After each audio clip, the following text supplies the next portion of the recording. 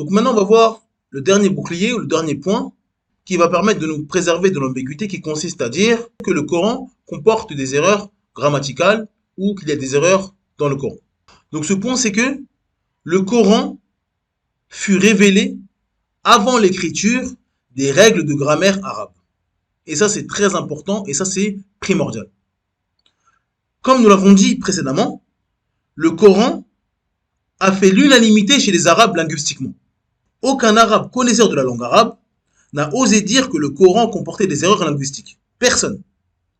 Le Coran constitue donc une preuve dans la langue arabe, car le Coran a fait l'unanimité chez les Arabes.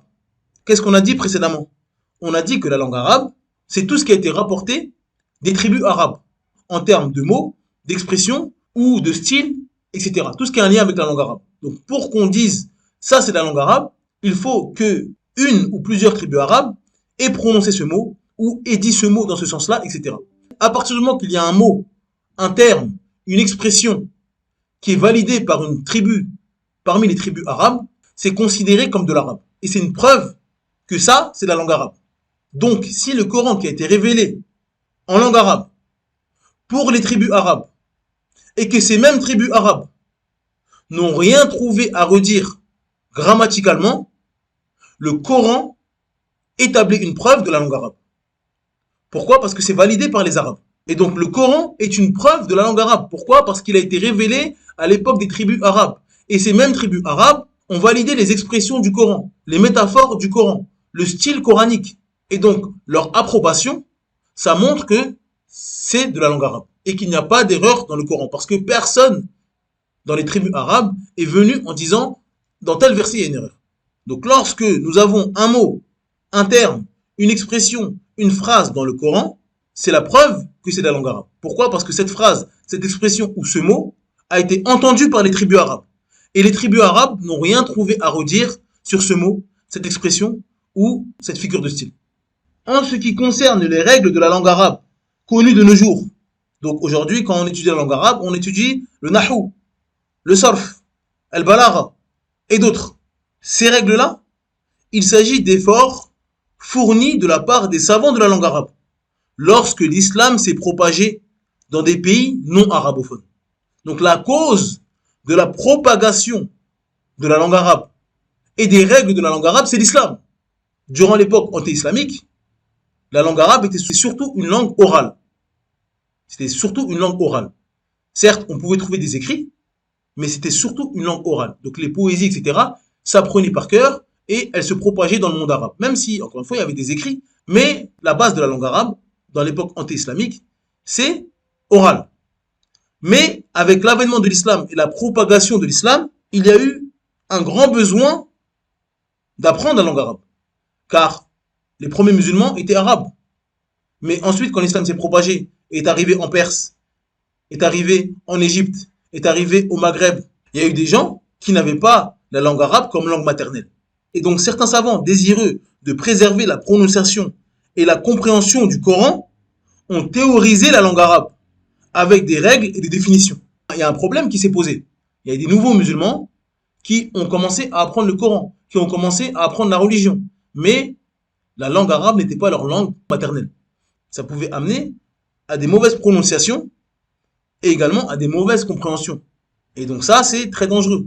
Donc Al-Arjad, il a préservé la révélation. Et il a fait des causes pour la préservation de la révélation, c'est-à-dire le Coran et la Sunna. Il a envoyé des hommes.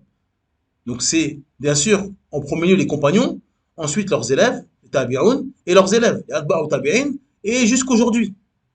Allah, il met dans le cœur de certains croyants, certains musulmans, certains savants, la volonté de préserver la religion. Et donc ça passe par la compréhension.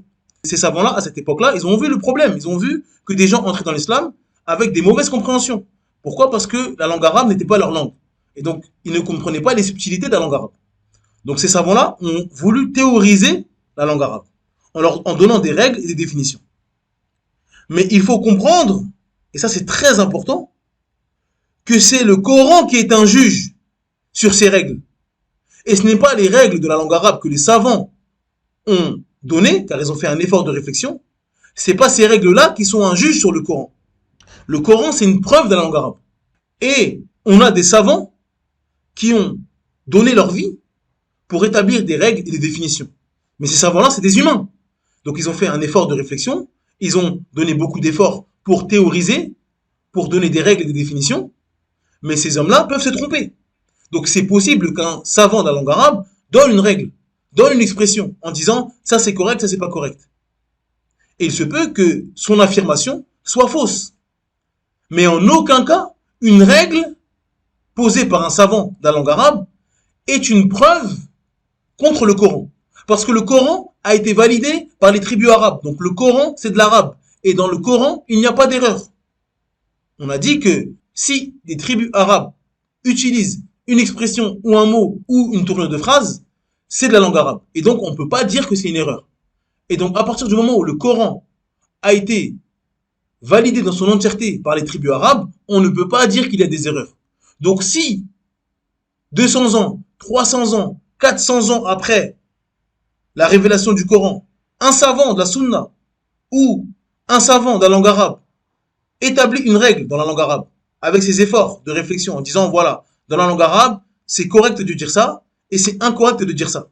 Et on prend cette règle-là et on voit que la règle qui dit que ça c'est incorrect, on la trouve dans le Coran. On ne dit pas ah, la règle de ce savant dit qu'il y a une erreur, donc dans le Coran il y a une erreur. Non, on dit quoi? On dit ah, ce savant a dit que dire ça est une erreur, mais on le trouve dans le Coran. Donc ce savant s'est trompé. Donc ce savant s'est trompé. C'est le Coran qui est une preuve sur les règles et pas l'inverse. Comme les poèmes anté-islamiques sont une preuve sur les règles. Si un savant qui vient 300 ans, 400 ans, 500 ans après la révélation du Coran, donc ce savant-là, il fait des règles, il établit des règles dans la langue arabe et il dit telle parole ou telle phrase ou tel mot n'est pas correct. Il ne faut pas employer ce mot-là ou il ne faut pas l'employer comme ça. Donc il a fait une règle. Mais on voit que les Arabes, donc les tribus arabes, ont utilisé cette expression-là. Alors que lui, il prétend que c'est une erreur. On dit, cette règle-là n'est pas correcte. Pourquoi? Parce qu'on a trouvé des poésies anti-islamiques qui utilisent cette phrase-là, ou qui utilisent cette figure de style. Comme ça a été prononcé par certaines tribus arabes, donc c'est de l'arabe. Et donc ce n'est pas une erreur. Et on fait la même chose avec le Coran. Donc on dit que c'est ce savant qui s'est trompé. Et on dit que cette règle n'est pas correcte. Pour mettre en image ce qu'on vient de dire, toujours on essaye, du mieux qu'on peut, de donner des exemples qui sont familiers aux Français ou aux francophones de manière générale. Qui, j'espère, sera plus clair, ou en tout cas va éclaircir un petit peu ce qui est voulu pour comprendre cette ambiguïté et qui montre à quel point cette ambiguïté est bête. Donc on va prendre le jargon des quartiers. Imaginez-vous des quartiers dans 93, dans 95, dans 94, des gens de cité. Ces gens de cité, ils parlent d'une manière. Ils ont des expressions, ils ont des manières de parler, parfois certaines phrases qui mélangent plusieurs langues, l'arabe, le français, peut-être le wolof, le lingala, il y a aussi le verlan, etc. Donc tout ça, ça donne un mélange qu'on va définir comme étant un langage des quartiers. Donc imaginez-vous ce langage des quartiers. Vous êtes d'accord avec moi que ce langage des quartiers, il n'y a pas de livre, il n'y a pas d'école pour apprendre ce langage. C'est un langage qu'on apprend parce qu'on vit dans ce quartier-là. Et si vous habitez dans telle ville, vous comprenez parfaitement ce que votre voisin ou ce que votre ami dit sans avoir des règles grammaticales, etc. Donc ça, c'est la langue des quartiers. Imaginons, pour X raisons, que 100 ans après, 200 ans après ou 300 ans après, la langue des quartiers devient très importante pour la France ou pour le monde et que des gens veulent apprendre cette langue-là, mais ils n'appartiennent pas à ces quartiers-là. Des gens aux États-Unis, des gens de France qui ne viennent pas des quartiers, des gens en Angleterre veulent apprendre la langue des quartiers. Pourquoi? Parce qu'il y a un intérêt. C'est intéressant pour eux, pour X raisons. Et donc ces gens-là, ils n'ont pas accès à la langue, ils n'habitent pas dans ce quartier-là. Et les quartiers-là, ils sont finis depuis 100 ans. Il n'y a plus de 93, il n'y a plus de 94, il n'y a plus de 95, etc. Mais ils ont besoin d'apprendre cette langue-là. Donc comment on va faire pour enseigner à des gens qui ne sont pas familiers à cette langue-là, cette langue-là? Il y a des gens qui vont venir, peut-être que leurs grands-parents, leurs arrière-grands-parents venaient de ces quartiers-là. Et ils ont entendu chez eux cette langue-là. Peut-être qu'ils ont écouté du rap, ou ils ont lu des livres, ou ils ont vu des reportages à la télé, ou des films qui recensent la vie de ces quartiers-là, et donc on a un héritage avec cette langue-là. Et donc ces gens-là, ils ont à cœur de théoriser la langue des quartiers. Et ils vont dire, voilà, le verlan, ça s'utilise comme ça. Ça, on l'utilise comme ça. Ça veut dire ça, etc. Ils théorisent, ils font des livres, etc. Et les gens commencent à apprendre la langue des quartiers. Maintenant, si on a une personne qui vient 200 ans, 300 ans après cette langue-là, après la langue des quartiers, et il dit, voilà, le verlan, on ne l'utilise pas dans telle situation. C'est pas correct. Mais on a des archives de paroles de rap ou d'un film ou je ne sais quoi, d'une personne qui vivait dans ces quartiers-là et qui habitait dans ces quartiers-là, qui habite à Créteil au lieu d'habiter à Saint-Denis. Cette personne-là, dans ce reportage-là ou dans ce clip de rap, etc., il a prononcé ça comme ça.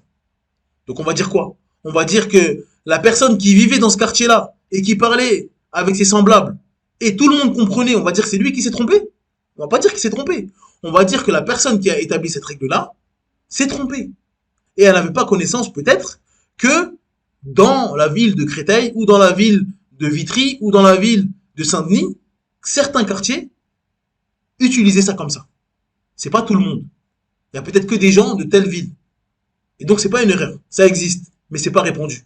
Pourquoi? Parce que les quartiers ici, c'est eux la preuve. C'est la preuve que ça existe. Donc c'est la preuve.